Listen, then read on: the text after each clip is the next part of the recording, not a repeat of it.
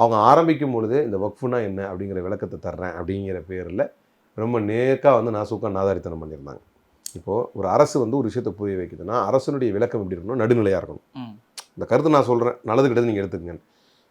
அரசு ஆரம்பித்த ஸ்டைலே பார்த்தீங்கன்னா எப்படி இருக்கும்னா, கவர்மெண்ட் கொடுக்குற ஒரு ஸ்டைலே எப்படி இருக்குன்னா, வக்ஃபுனா நீங்கள் அதை படித்தா நீங்கள் எப்படி புரிஞ்சுக்கணும்னா, ஆனால் வக்ஃபு எவ்வளோ அயோக்கியத்தனமாக இருக்குது அப்படின்னு நீங்கள் நினைக்கணும். அதுவும் உங்கள் வேலை இல்லைல்ல, நீங்கள் வந்து நல்லதை கெட்டதை போட்டுடணும். மக்கள் பார்த்து கரெக்டாக கவர்மெண்ட் சொல்கிறது கரெக்ட் இதை எடு அப்படின்னு முடிவு பண்ணணும். அதானே அரசுடைய வேலை. ஆனால் கவர்மெண்ட் எப்படி கொண்டு வராங்க அப்படின்னா, எடுத்தோடனே ஃபஸ்ட்டு கேட்குறாங்க என்னென்னலாம் அப்படியே நிறைய கொஸ்டின் சொல்கிறாங்க. நான் நீளம் கருதி வந்து சுருக்கமாக சொல்ல விரும்புகிறேன். ஃபஸ்ட்டு கொஸ்டின், 4வது question, are the Waqf properties revocable? அப்படி ஒரு question. No, it is not revocable. நான் கேட்குறேன், என்ன இளவு கூட ரிவோக் பண்ணணும் நான் கேட்குறேன். 1000 வருஷம் ஆயிடுச்சு அப்படிங்கிறதுக்காக உங்கள் சொத்து இல்லைன்னு ஆயிருமா? ரிவோக் பண்ணுற கொஸ்டின் எதுக்கு கொண்டு வர நீ? இப்போ அடுத்து வரலாம். அப்போ எல்லா கேள்வி கோயிலுக்கு வைப்பாங்களான்ற ஒரு கேள்வி வருது. அது நான் வைக்க மாட்டேன். அதுதான் அவங்களுடைய நோக்கங்கிறேன். நீங்கள் வைக்கலாம், சிம்பிளி உங்களுக்கு புரியும்னு நினைக்கிறேன், பார்க்கக்கூடிய பார்வையாளர்களுக்கு புரியும். அதை எதிர்த்து ஒரு இஸ்லாமியன் அந்த கேள்வியை வைக்கணும், அதை வச்சு ஒரு பிரச்சாரம் பண்ணணும். இன்றைக்கி பாருங்கள், தேஜஸ்வி சூர்யா இஸ்லாமியர்களுடைய ஒரு சென்ட் இடம் கூட இந்துக்களுக்கு தேவையில்லை. டேய் என்னடா பேசுகிற, இந்துக்கள் இப்போ இந்த இஸ்லாமியருடைய சொத்தை எடுத்துக்குவாங்கன்றது தான் பிரச்சனையா? எப்படி திருப்புறான் பாருங்க. இஸ்லாமியர்களுடைய சொத்து ஒரு இது கூட ஒரு அடி கூட யாருக்கு தேவையில்லை? இந்துக்களுக்கு தேவையில்லை. இஸ்லாமியர்களுடைய சொத்தை எடுத்து இந்துக்களுக்கு கொடுத்துருவாங்கன்னு சட்டம் சொல்லுதா, இல்லை அதற்காக தான் நாங்கள் போராடிட்டு இருக்கோமா?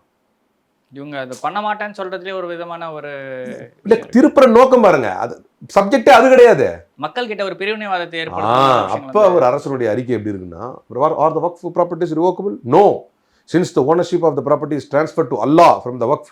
இன் த கேஸ் ஆஃப் வக்ஃப் அந்த property cannot be taken back from Allah once a property becomes வக்ஃப். அப்படின்னா உடனே இந்த அல்லாஹ் அப்படிங்கிற வார்த்தை மேலே ஒரு வெறுப்புணர்ச்சி வரணும்.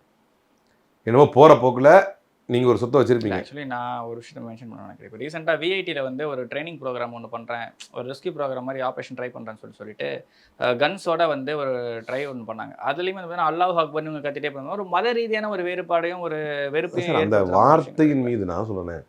இதுக்கு இப்போ நான் டாப்பிக்லேருந்து டைவர்ட் ஆகி ஒரு ஷார்ட்டாக ஒரு விஷயம் சொல்லணும்னா, அல்லாஹ் அக்பர் அப்படிங்கிற வார்த்தையின் மீது வெறுப்புணர்வு வந்தது எதனால் அப்படின்னா, கல் தறுக்கும்போது அதை சொல்லி தான் அறுப்பாங்க அப்படிங்கிறது தான்.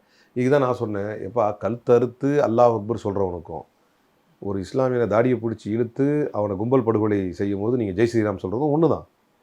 இப்போ அந்த மாதிரி ஒரு வார்த்தையின் மீது வந்து வெறுப்புணர்வை ஏற்படுத்துவதற்கான அரசியல் வந்து பெருசாக நடந்துகிட்டு இருக்கு. Let's come to the point. இப்போ என்னென்னா, அப்போ அல்லாஹ்க்கு சொத்தை கொடுத்துருவாங்க. அந்த அவங்க என்ன சொல்ல வர்றாங்க அப்படின்னா, நான் வருவேன் இப்போ